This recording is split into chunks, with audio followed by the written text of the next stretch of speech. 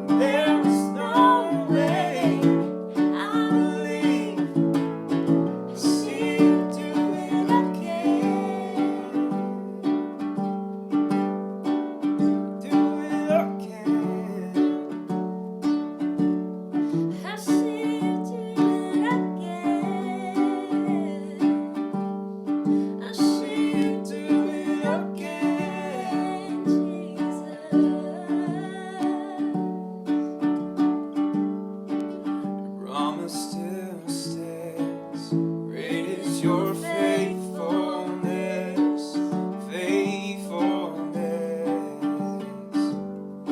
I'm still in your hands. This is my confidence. You never fail me yet. Never fail me yet. I never will forget. You never fail me yet. I never will forget.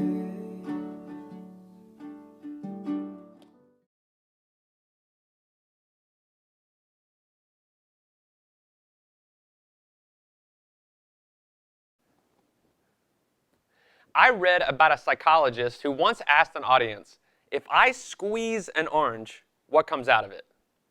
After a brief moment, somebody yelled out, orange juice. The psychologist smiled and said, yes, that's right, orange juice. Why? After another brief moment, somebody said, because that's what's inside it. The psychologist smiled again and said, that's right. When you squeeze an orange, you don't get apple juice. When you squeeze an orange, you get orange juice because that's what's inside it. And then the psychologist said, so what comes out of you when somebody squeezes on you? When somebody's mean to you or disappoints you or slanders you? Y'all, that's what we've been talking about these last few weeks in our study of this little New Testament letter of 1 Peter. This is the disciple of Jesus who's writing to Christians who are being socially rejected and verbally assaulted. They're being squeezed on. And Peter's instructing them about what should come out of them when life squeezes them, when they suffer. And essentially, if we were to sum it up, we would say, what should come out of you? It should be Jesus. And I don't mean to say that like in a churchy answer sort of thing, but Jesus suffered unjustly. And the things that came out of him during those moments are the same kind of things that should come out of us. Like when Jesus was on the cross and he was praying for his enemies. That's the kind of stuff that should be coming out of us. But oftentimes, and I know that that's not our response. In fact, here's something for us to think about.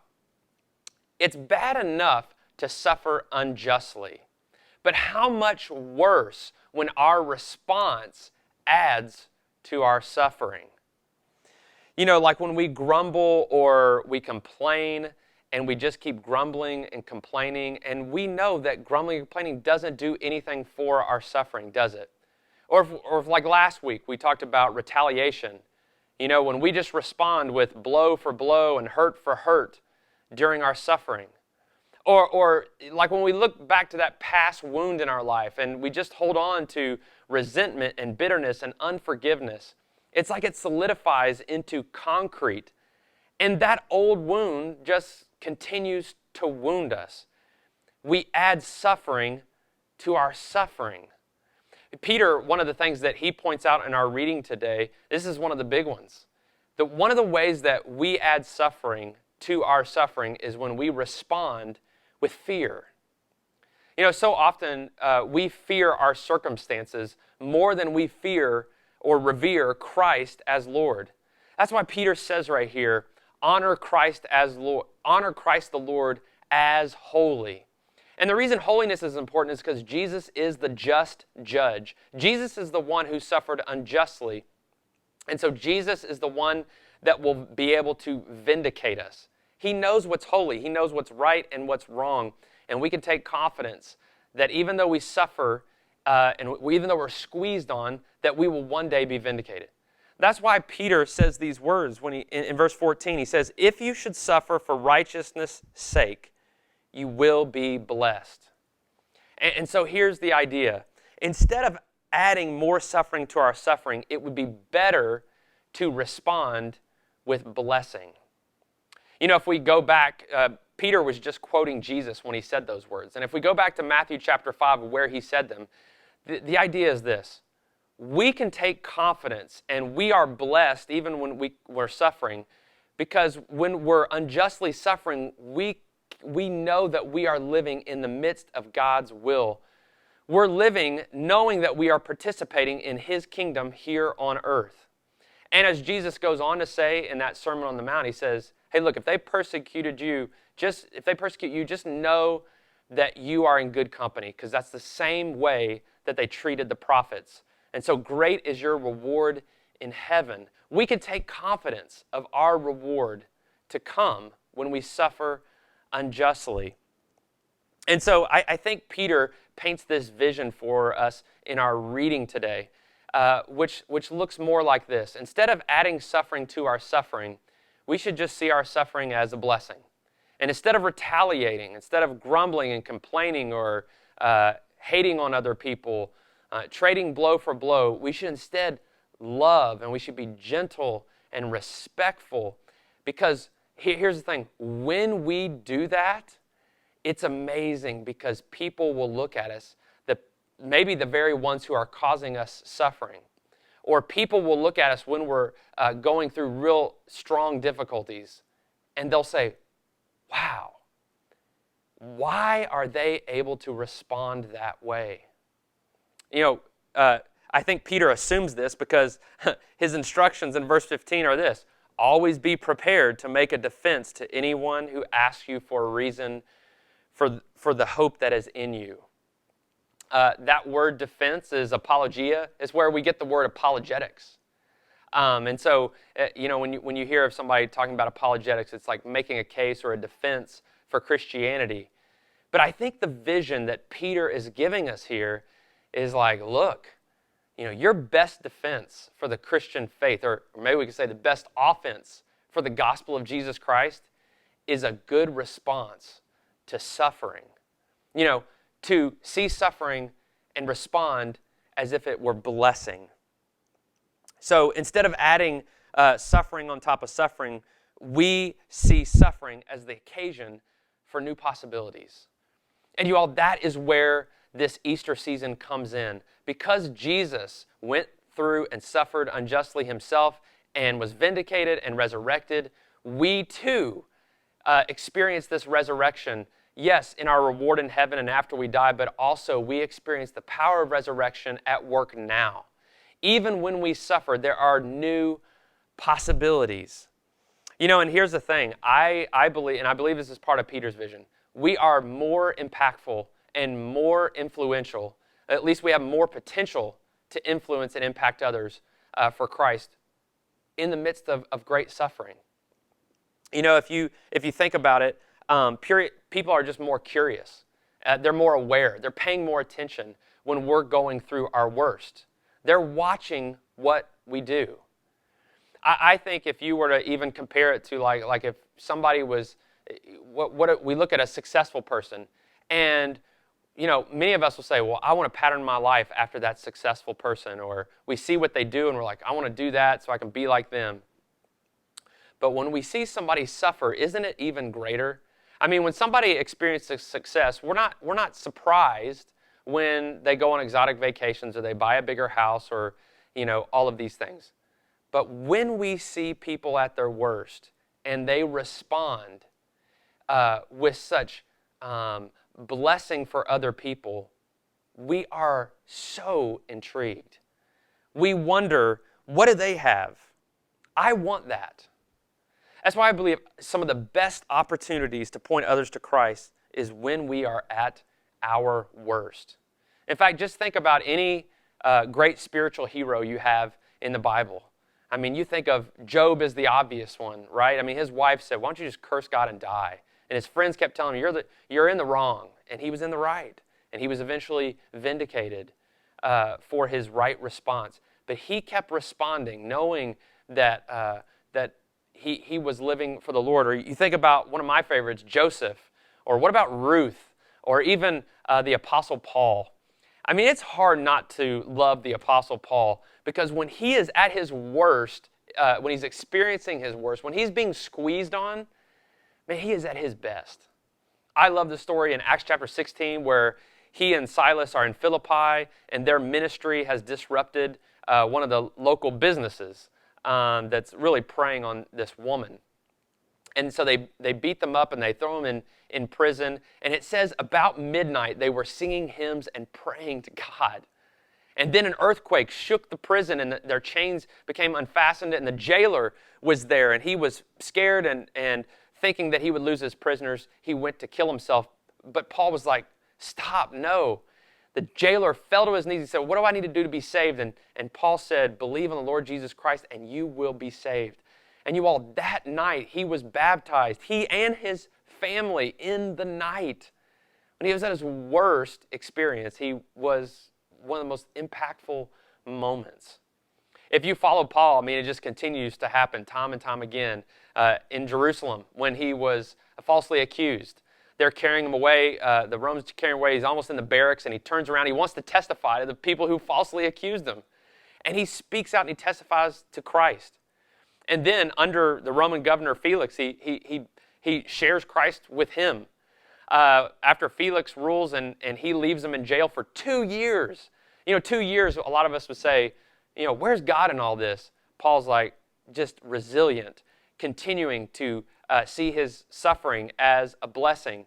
And so the new governor comes in, Festus, and he witnesses to him. And then the client king of the Roman governor, he comes in, King Agrippa, and Paul just keeps testifying to Jesus Christ. In fact, I love these words in Acts chapter 26 that he says to him. He says, King Agrippa, after he shared with him, he said, do you believe the prophets?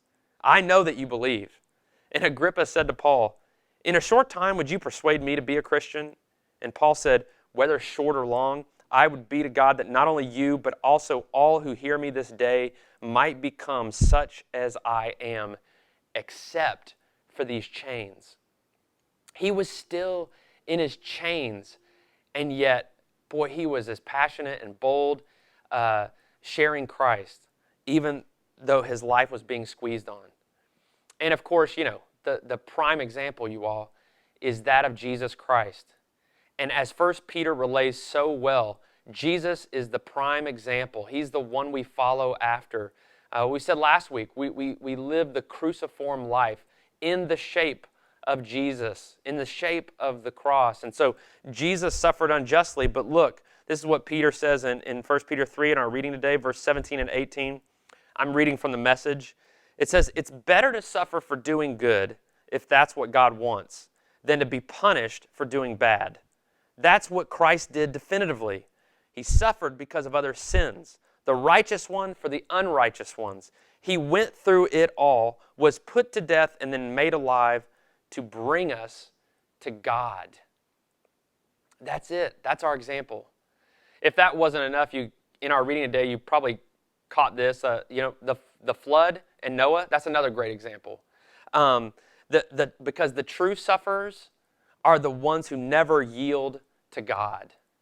But like Noah, who was saved by the waters from the waters, as the Message relays it, Noah was saved from the waters by the waters. We too have passed from death to life through baptism. We know the ones who suffer most are the ones who never yield themselves to the Lord.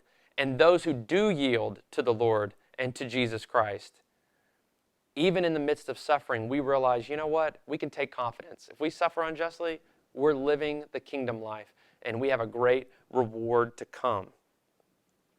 Now, I probably don't need to go on, but let me just say this. I want you to think about that person right now, or those people who have had the biggest impact on your spiritual walk. I would bet 9 times out of 10, those people that you're thinking about right now are people who knew how to respond well in the midst of suffering.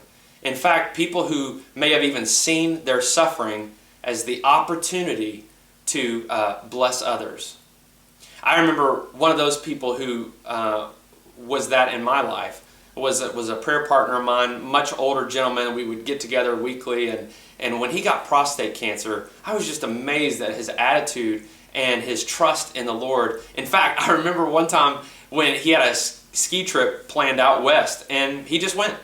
He went even though it was going to be a great inconvenience in his body and a ski suit and all these sorts of things. He's in the midst of suffering. He still responded as I'm going to live life and I'm going to trust God. You all, we have so much potential for influence and impact when we are being squeezed on. And right now is one of those times. Right now, we're going through a lot. And some of you are going through, even more than the outward experience. But what if we just saw this experience as an opportunity to bless others and to be a blessing? Coming back to what I said earlier, it's bad enough to suffer unjustly, but how much worse when our response adds to that suffering? But likewise, how it's bad enough to suffer unjustly, but how much better it becomes when we respond with blessing. Y'all, right now, we just have lots of opportunities, really. Some of us have been given more time.